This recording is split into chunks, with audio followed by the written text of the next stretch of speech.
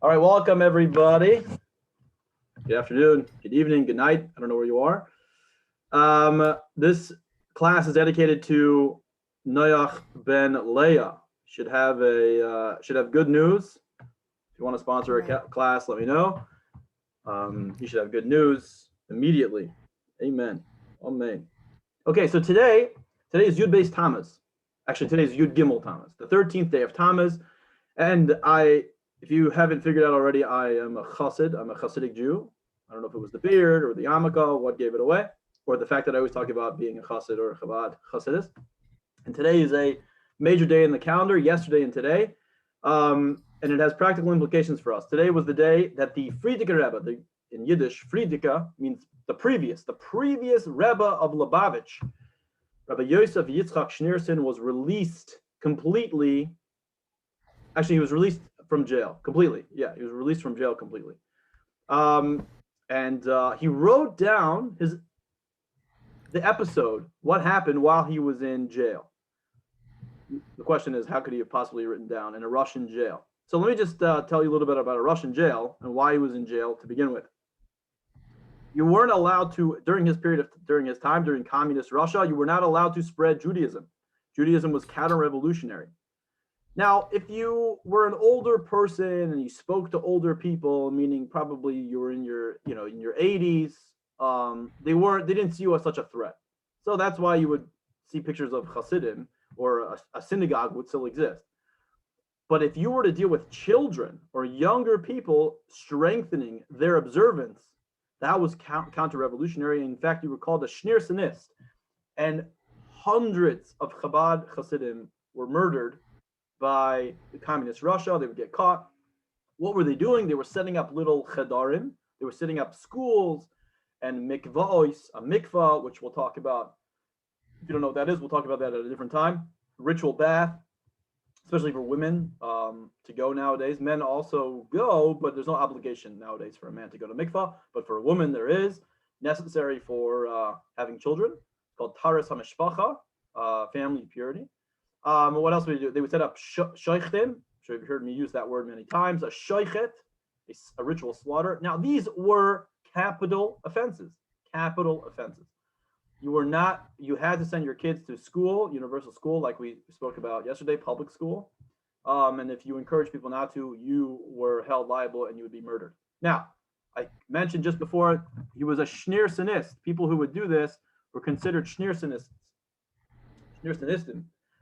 because the Russian authorities knew that it was Rabbi Schneerson, the Frierdiker Rebbe, who was conducting everything. And what they were trying to do was keep him going for a certain period of time so that they would try to catch couriers, build a case against him.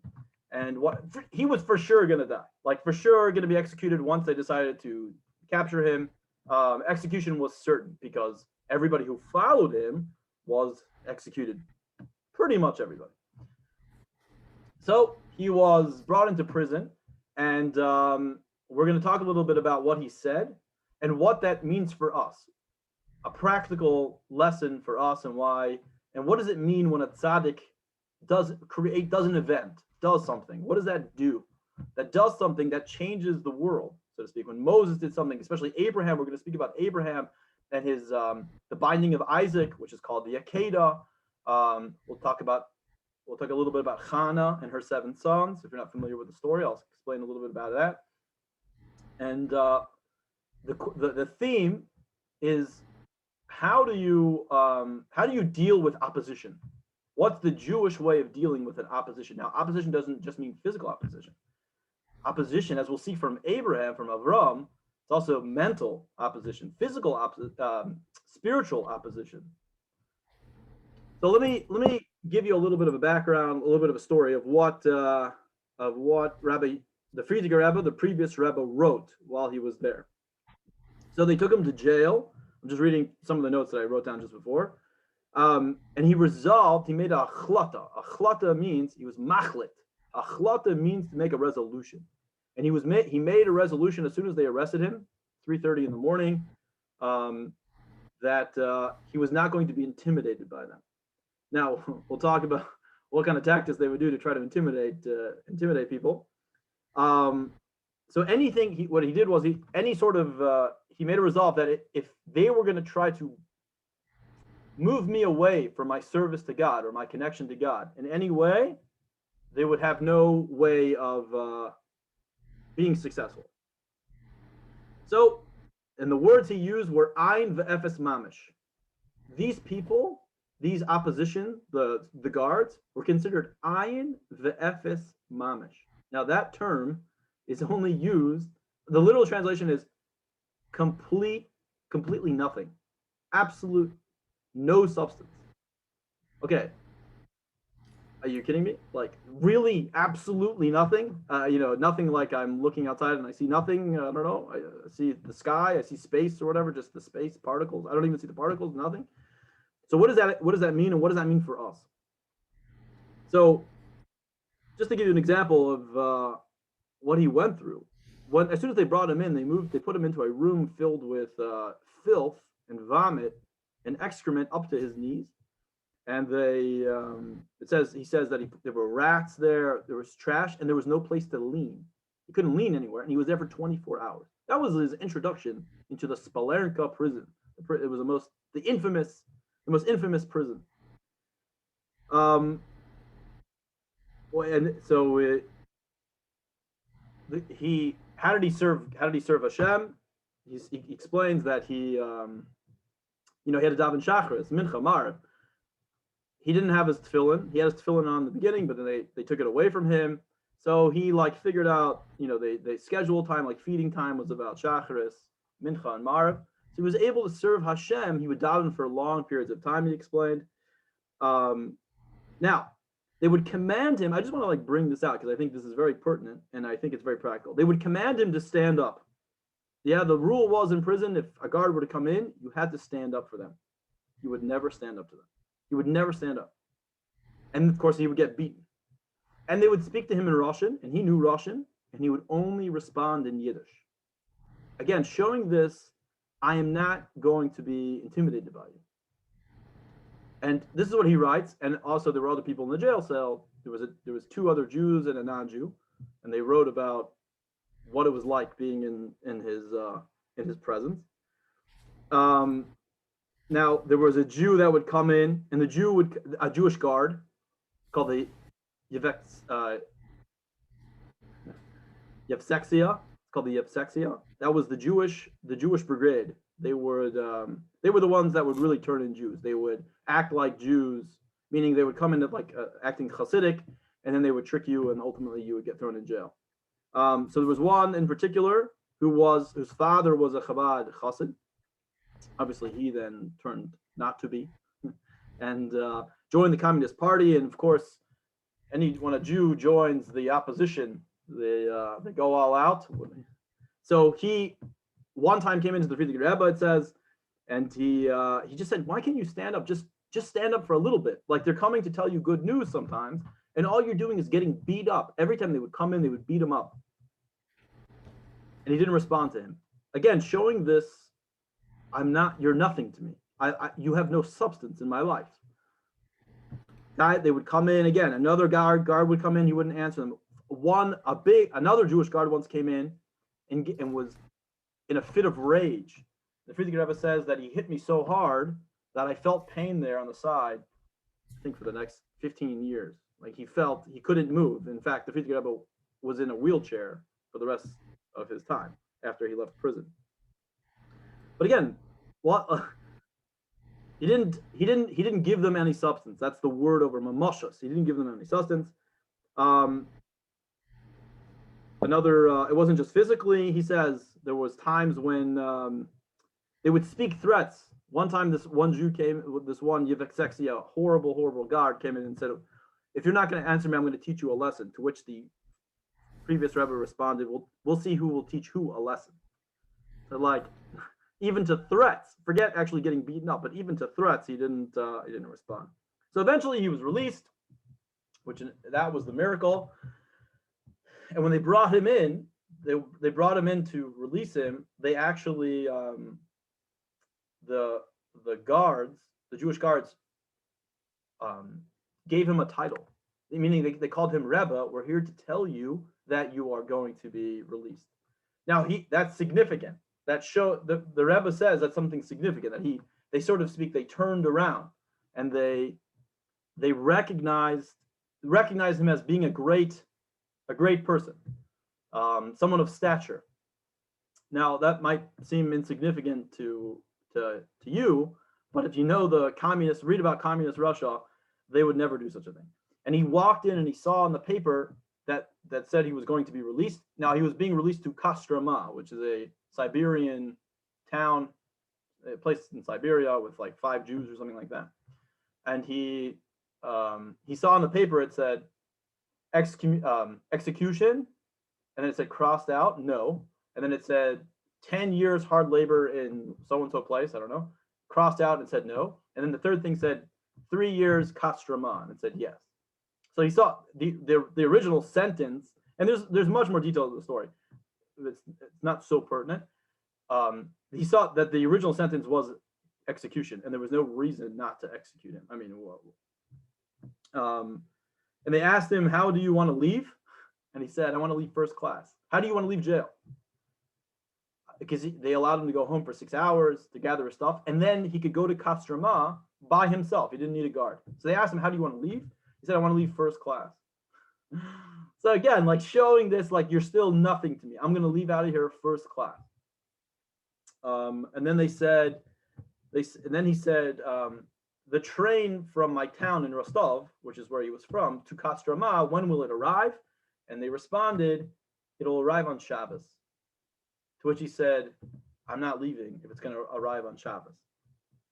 And then he said, thank God I was able to stay in jail until Sunday. This was a Thursday. He had to stay in this jail. He's like, and he writes, Baruch Hashem, thank God I can stay in jail.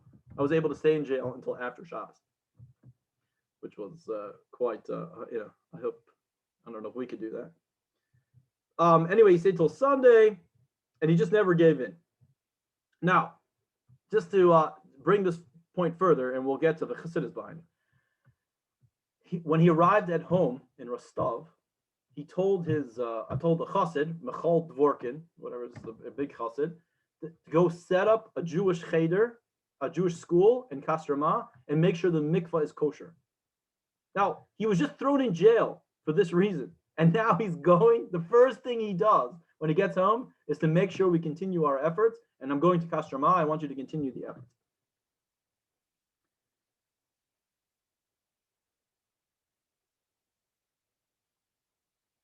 So the question is this something the average person can do?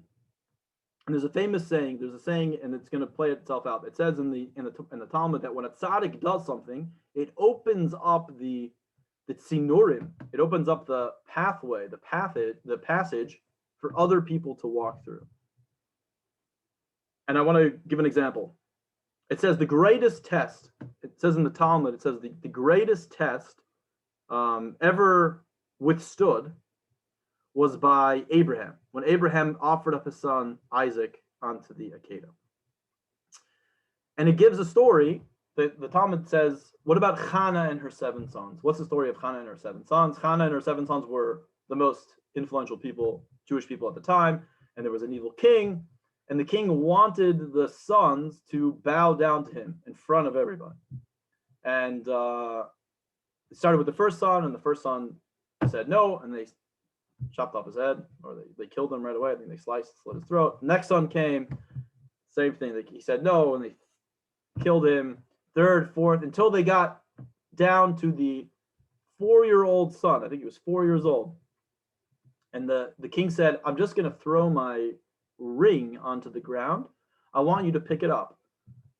Saying, it'll at least look like you're bowing down to me. People who are looking on will think, okay, at least somebody's bowing. It looks like somebody's bowing down to him. And the son didn't. And they killed the son. They killed the 4-year-old. So they killed all 7 children right in front of Hannah's eyes.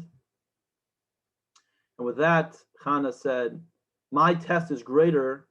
What I had to go through was Abraham only had to sacrifice 1 son. I sacrificed 7. And with that, Hannah, she ended up committing suicide, whatever. It's a whole story. She jumps off the building.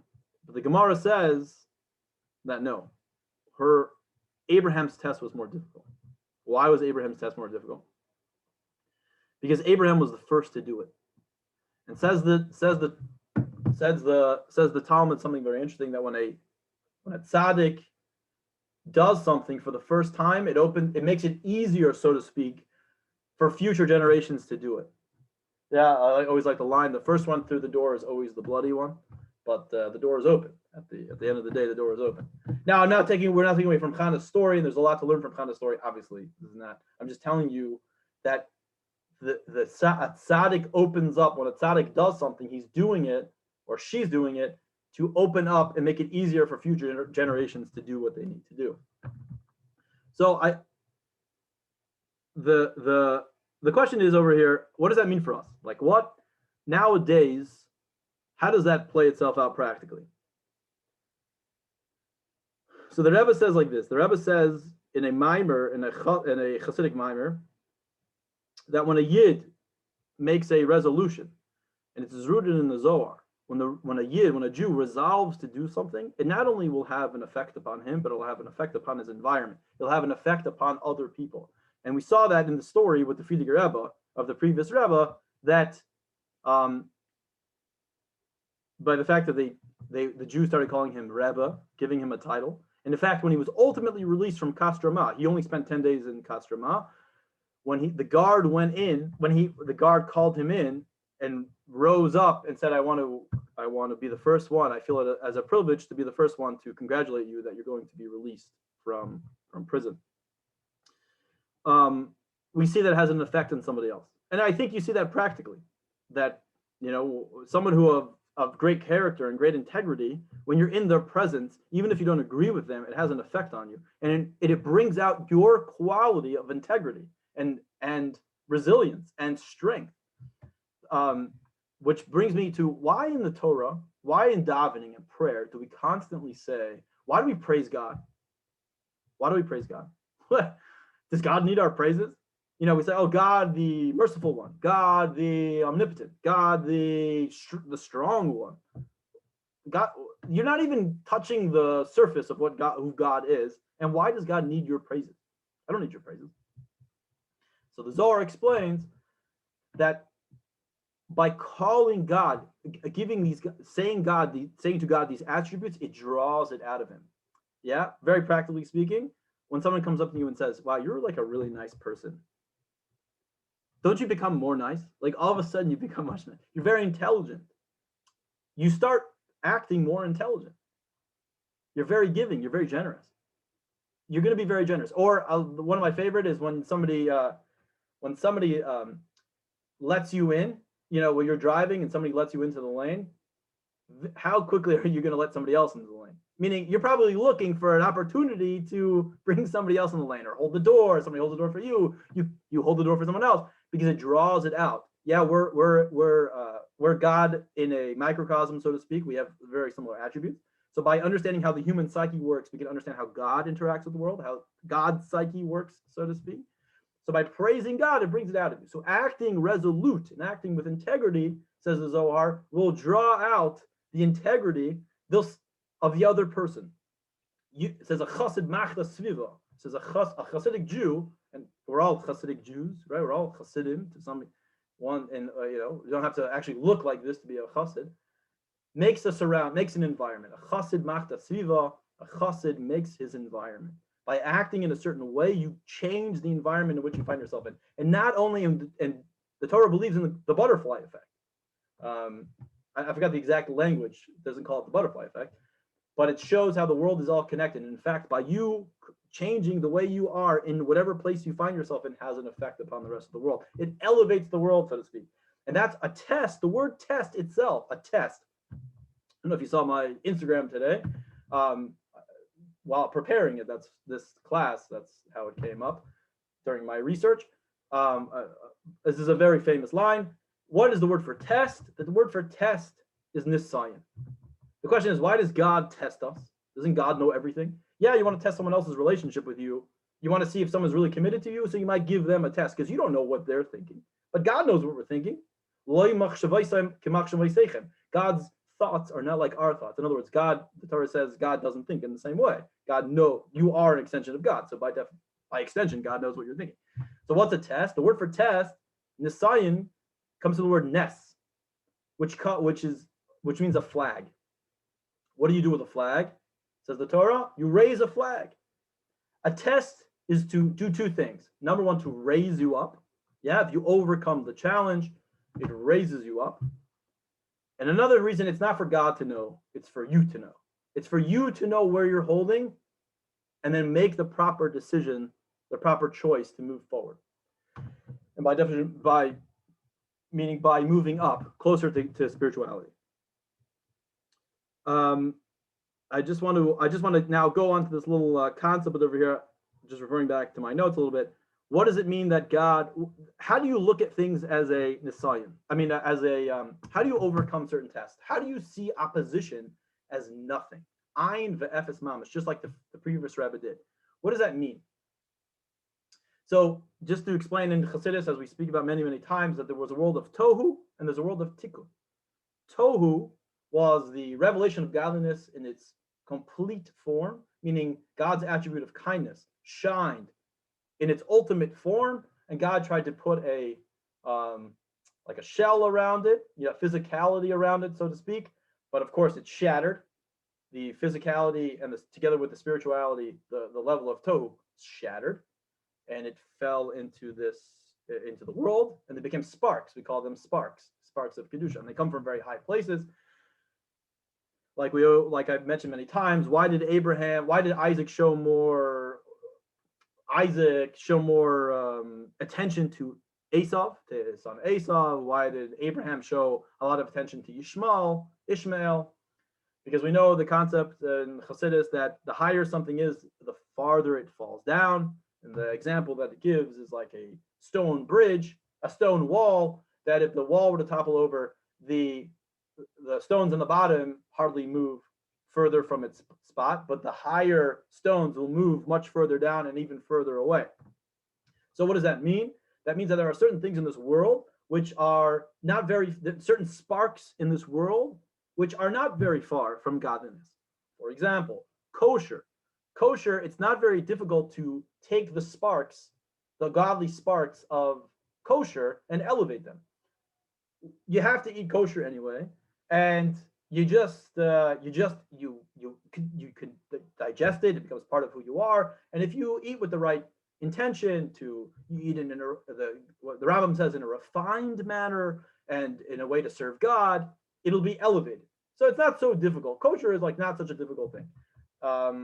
The face, for example, if you're a male, it's not such a difficult thing to elevate the sparks within your face by growing your beard. And there's certain guidelines, certain halachas, certain laws that are very easy to follow, so to speak, relatively easy.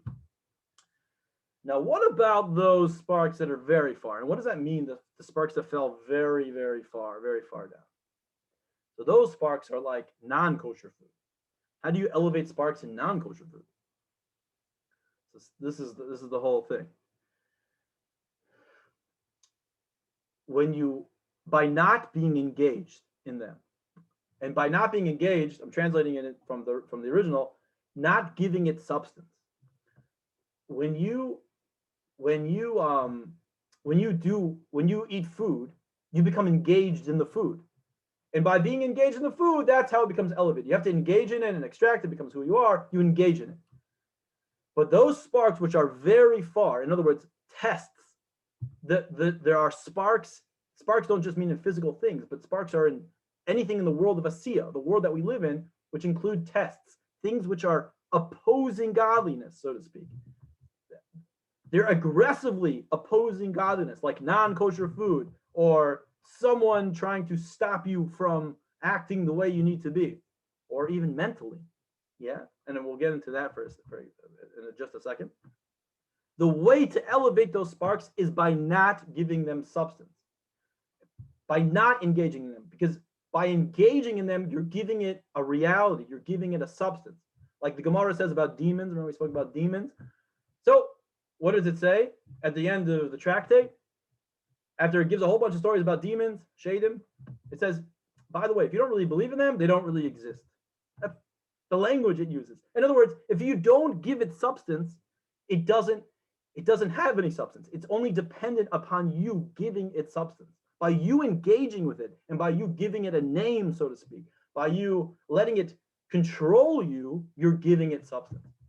But if you do not give it substance, all that's left is the kernel, the spark of Kedusha that was in it. That's how it becomes refined, by disengaging it. Don't give it what's called klipa. Don't give it the substance of that which denies godliness. By you showing that it's, I keep drilling the point home, by you showing opposition, engaging in the opposition, it shows that it has opposition, but it really doesn't. It really has no opposition. Just don't give it any substance. Ignore it. And that's why the Tanya says, when a person has bad thoughts, what is a person has thoughts of darkness and evil, what's the solution? Is the solution to try to like go in and figure out, you can't fight darkness. This is what the Tanya ultimately says. All you do is you just move it away. You just move away. You just exchange it with another thought. Very simply. You show you don't give it any reason to become aggressive. You don't give it any substance. You just slowly, bad thought pops in your mind, which is what we all have. That's what the Bainani struggles with. All he does is just move to the side. And therefore, what's left is the spark of Kedusha. Does that make sense? Does anybody have any questions before I continue on? Anyway, if you don't have questions, like I always say, that means you're not really understanding. Okay, nobody? So I want to give you an example. The Zohar gives an example of this. The Zohar says, going back to this concept of Abraham when he brought his son Isaac to the Akedah. It says that he had 10 tests. Abraham had 10 tests, and the final test was the binding of Isaac. But what were the other 10 tests? Well, without getting into it, the ninth test, or the eighth test, I think the ninth test, was on his way walking. You know what? I'm not going to go into that. I'd rather give something else. I apologize. I'll say it to a different time. The question is, the Zohar says, what was Avram thinking when he brought up Isaac? God had promised him, I'm going to build a nation from you, and from your son Isaac, and that's all Avram really cared about. I mean, Avram cared about serving God, but what he was hopeful for and what he lived his entire life for was to build a nation from this, that everyone should believe in monotheism, and he saw that he couldn't just do it himself. He wanted to have a nation that serves God and be miyuchad, be chosen for God, for God's mission. What was he thinking, says the Zohar? When God said, okay, now I want you to go slaughter your son. Nothing. He knew that it was real. Okay, I'll answer your question in a second. He knew that it was real. He obviously knew what was happening, but he gave it no substance, says the Zohar. He didn't think about it. He just said, I'm here to serve God. God gave me a mission, and that's all. All those other things are rushing through his mind. In other words, don't think he doesn't know that God promised him, yada, yada, yada. In fact, if you read the story carefully, and I think I said it last time, it says, Shlach yodcha, shlach yod, whatever. He sent his arm. I can look it up, but I don't want to waste time. It says that Avram sent his arm to slaughter Isaac. In other words, there was every part of him, the intellectual part of him was opposition, says the Zohar. The intellectual part saying, dude, God promised you all these things. Of course you can't do this, or start questioning God. What you promised me, and we did all these things, and look what I've done for you, and now you're taking it away from me. And Avram, it says, Avram, even the opposition of his intellect, he didn't deal with, because that was a spark that he had to deal with, to take, and he knew that sometimes my own intellectualism, my own spiritual pursuits.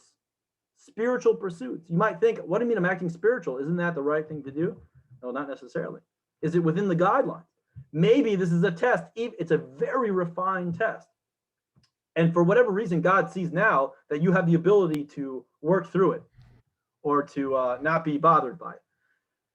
And that is something that God needs to be elevated. That spark needs to be elevated. And in fact, the Zohar says that nowadays, or the Arizal says, that most of the sparks that need to be refined are refined through tests, by these tests, by opposition, not really by like kosher food and not kosher food and like clothing and homes. You know, how you should use your house out for a proper way. You should use your lamps out for the proper way. Phones, all these different things. Now, these are still in existence, but most, it says, Rubam Kekulam, most of the sparks are found in tests, these mental tests. God needs those to be refined. That's part of the world of Asiya. Those are part of creation. Somebody just asked about kosher food. What if there is no kosher food around? Well, first of all, it's very rare that there isn't really any kosher food. But if there is no kosher food and you need to eat, well, you can't find like vegetables. You don't have to always eat in a restaurant. I'm just saying. First of all, do wherever you're holding. I don't know where you're holding. That's an individual question. Judaism is not all or nothing, as we always say. If you're not eating kosher, don't just right now start eating kosher. You have to go through steps. Which in Hanukkah, if we get to Hanukkah time, the Rebbe has a talk about the proper way to fulfilling mitzvahs.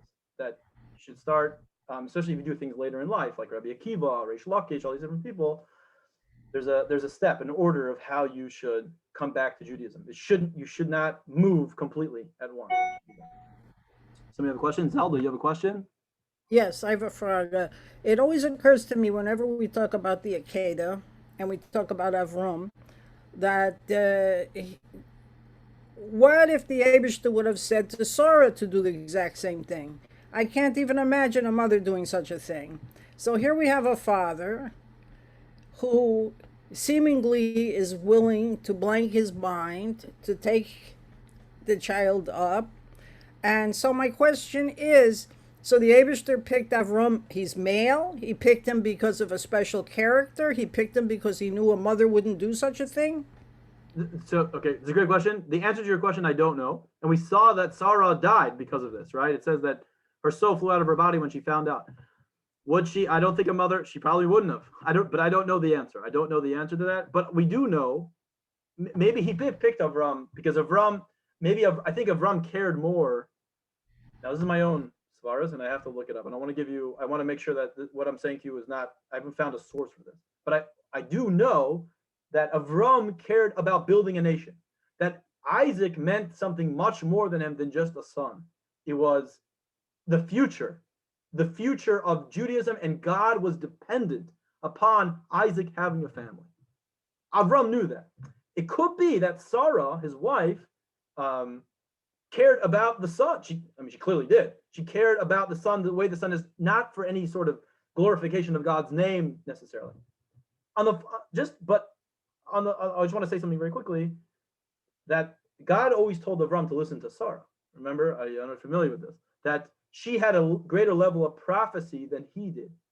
And when the story of when Sarah said, I want you to kick out Hagar and Ishmael, and Avram said no, God said you should listen to Sarah. She's wiser than you, and therefore let her please listen. So I don't know if God would have spoken to Sarah face to face, would she have done it? I don't know.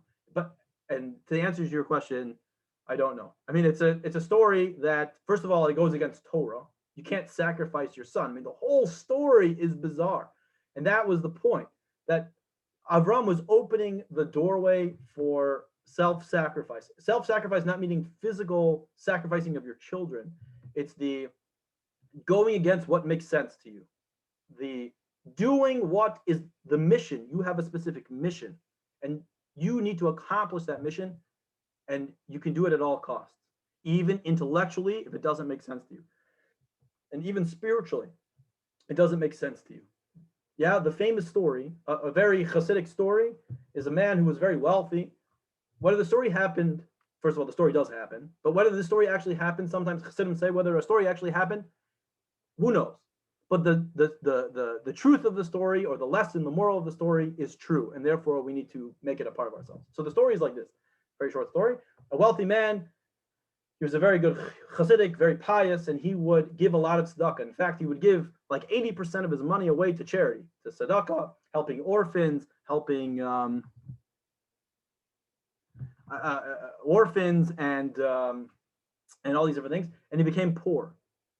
He became poor, and he complained to the Rebbe. He complained to his Rebbe, "Why would God make me poor? I lived for other people."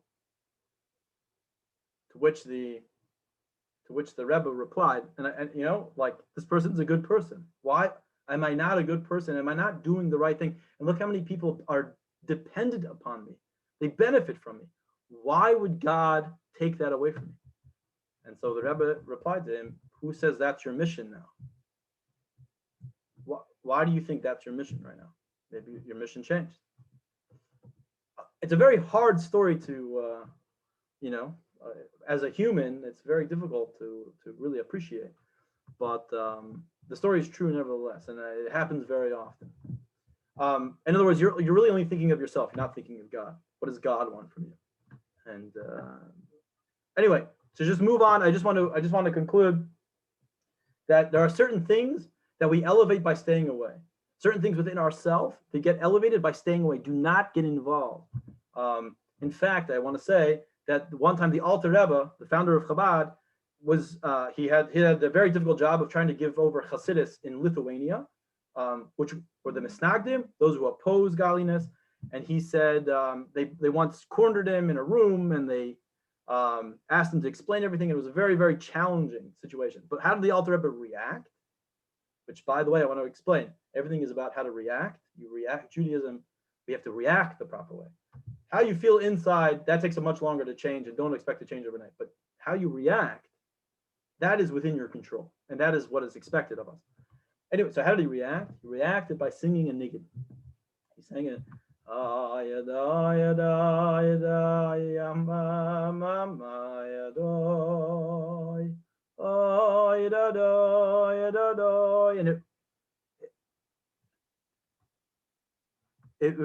it elevated it. Everyone was then taken to another place. That sometimes you don't have to, you don't deal with things directly. You raise everybody up. And that's ultimately what a test does. A test is there to raise you up, and you look down and you see that you don't have such big problems. Yeah, you go up in an airplane, the houses seem much smaller, problems get much smaller, cars and houses and bills and everything. When you're elevated up, things become much smaller, much easier to deal with. You see much further out, much more expansive. And that's how you deal with a test. A test is there to raise you up. God's not there watching you and writing down, "Oh, you failed that test." That has nothing. It's not, God doesn't need that.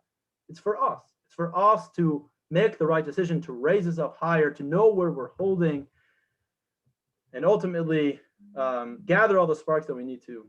And hopefully, let's finish up all the sparks and let us figure this out. Are women not allowed to sing? Women are allowed to sing. Women are not. It's not good for a man to listen to a woman sing. It's considered. It's a little whatever. Whether it's true, whether practically I'm holding by a level that I'm so refined that when I hear a woman sing, it's I consider it provocative. But nevertheless, the Torah says, Halacha says, it's better not for a man not to hear a woman live. It could be provocative. It also depends. Do you know her name? Do you not know her name? Do you have a relationship with her? Whatever. It could be very moving, emotionally, and it's attractive. Like a woman who could sing very well, for a man, it's not so attractive. But of course, a woman can sing, absolutely. Sing for other women. I guess when men sing, it's not as attractive. I don't know. No, it's because men are more animalistic. Whatever. That's a whole different class. The difference between men and women. Women are. Why do women have certain mitzvahs that men don't? Women are spiritually higher, come from the world of Bina. Whatever. We'll get into that a different story. Okay. With that. What is the literal meaning of a niggin? Going off topic, but a niggin means a melody, Chassidic melody. And we're going to do a class. I know that Aviva mentioned something about doing a niggin class, and I would like to do a niggin. I like to sing niggunim, and we will do that. Okay, everybody, I want to wish you a good day. It's an auspicious day. It's a day to resolve that I'm not going to give in to anything that's in opposition, and I will... Not even get involved in those things I don't need to get involved in. You don't have to get involved in everything. You don't have to know everything. You don't have to get involved in everything. Very practical. That is refinement. That is refining and gathering the sparks. So l'chaim, you think the deepest concepts are it's about the simplicity. Just don't get involved. So l'chaim, everybody. Zai gesund. Hopefully see you tonight. I think actually who was supposed to teach last night will teach tonight. Rabbi Daniel Bortz, the BBC called him the millennial rabbi. Finally get him to come on. And he's very into Kabbalah, if you like that kind of stuff. I do. Okay, be well. This will be posted onto our YouTube page as soon as possible. Zai gesund. Enjoy the day. Text me if you have any questions.